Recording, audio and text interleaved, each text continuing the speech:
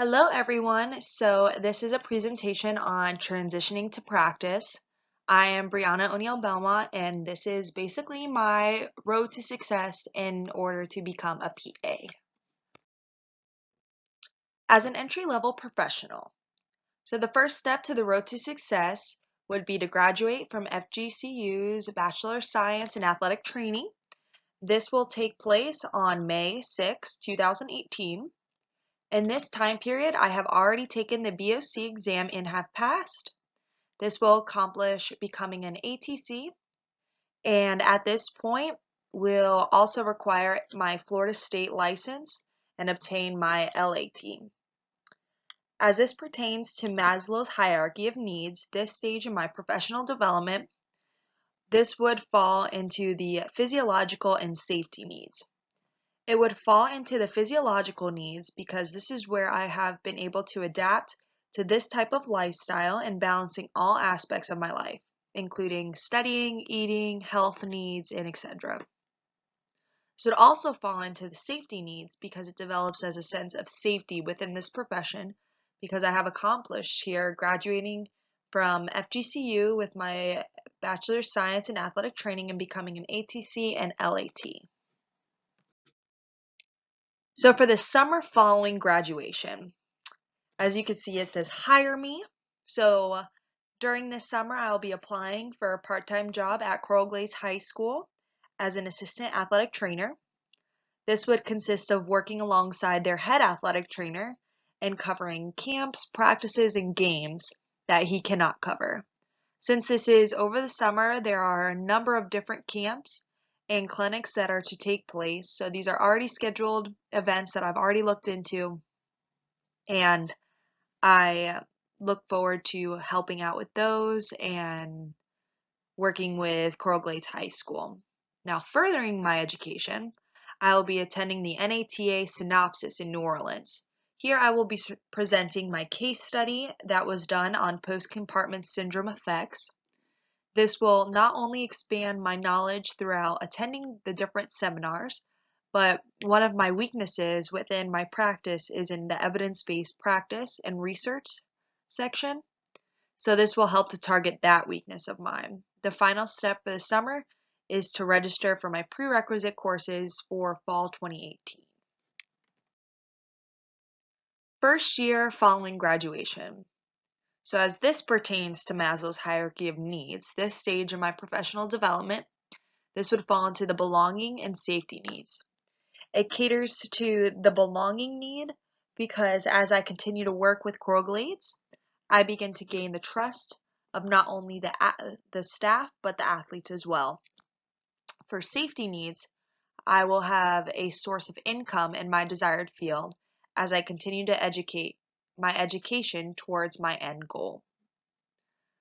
So, taking the first year from graduating at FGCU to complete my prerequisite courses for the PA program at Broward College. In this time, I will be able to get approximately 5 of my prerequisite courses finished.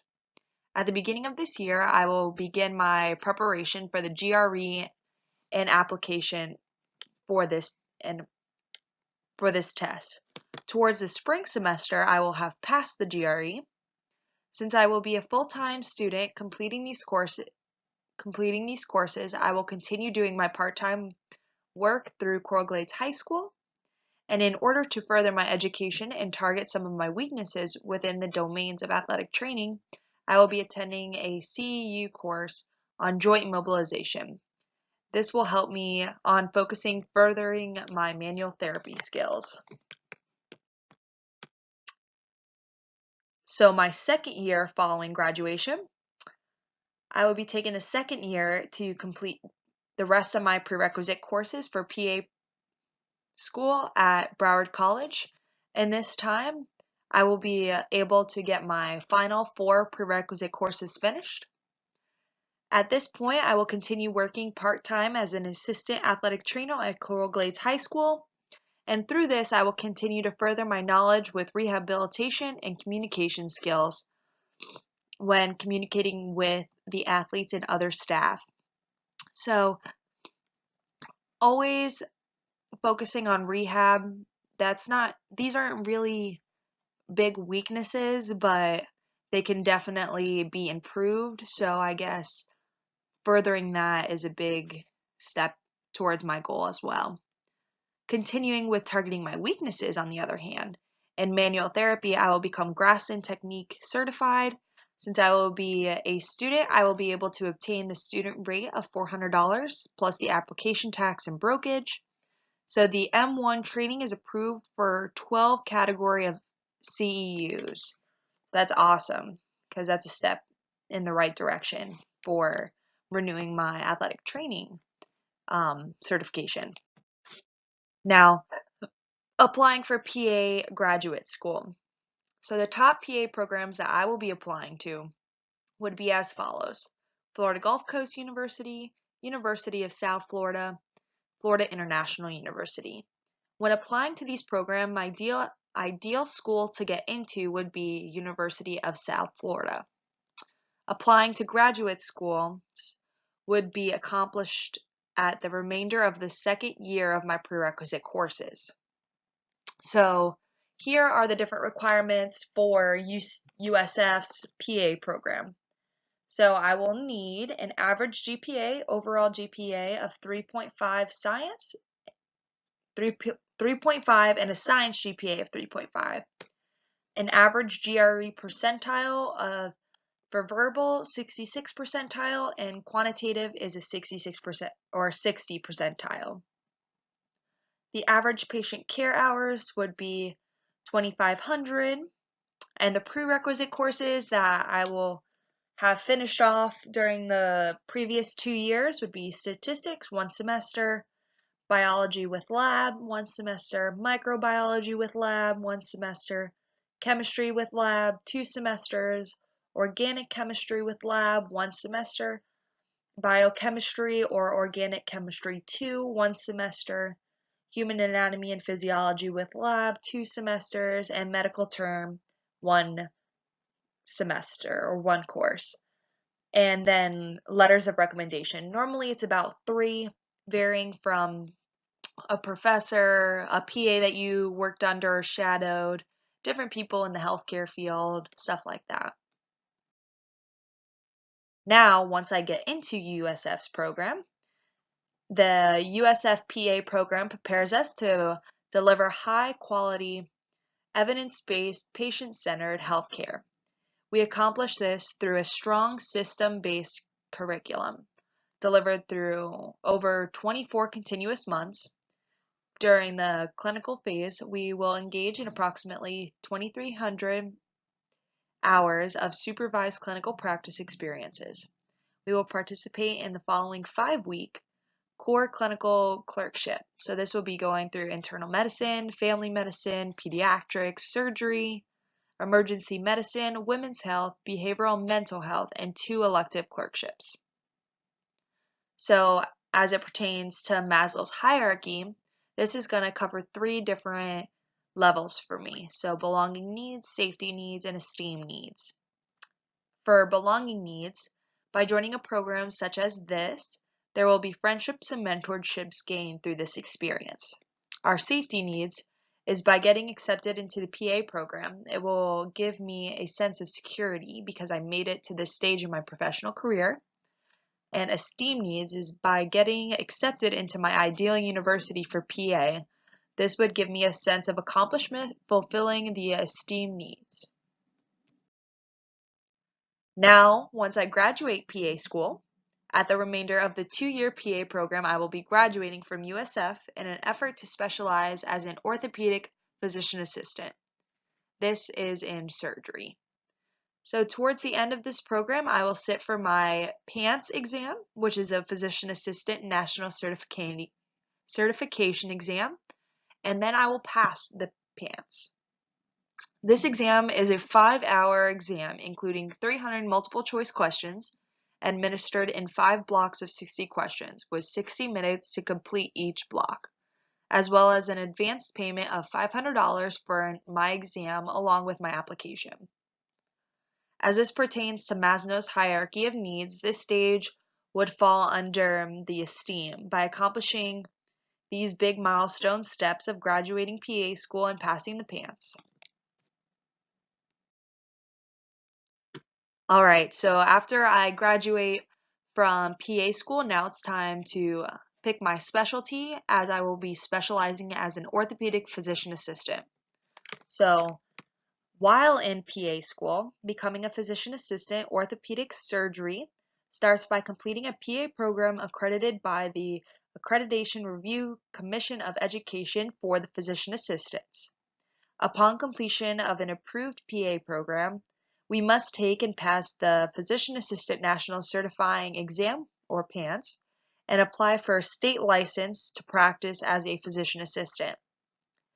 Now, I already accomplished this by passing PA school, so now what comes next? Postgraduate step. The postgraduate PA programs, as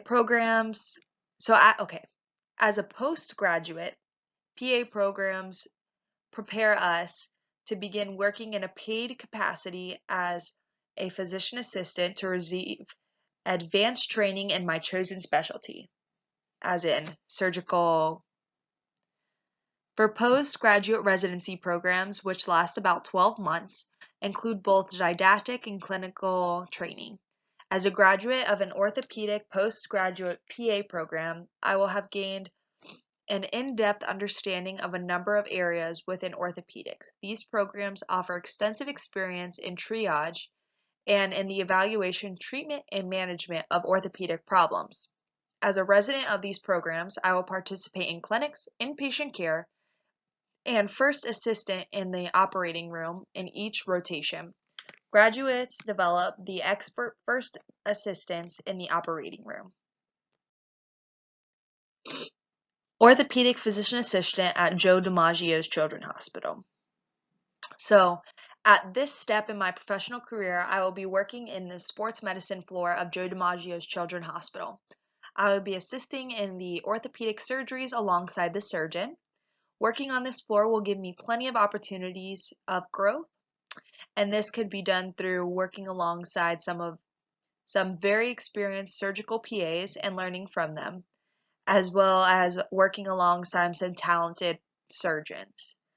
So as this now pertains to Maslow's hierarchy of needs, this stage in my professional development, this would fall under the safety and esteem needs. As it pertains to safety, this step in my career starts the first position of my surgical PA, which provides stability in my life. At an esteem need, this is a great accomplishment and a step into the furthering my career and prospering as a healthcare professional.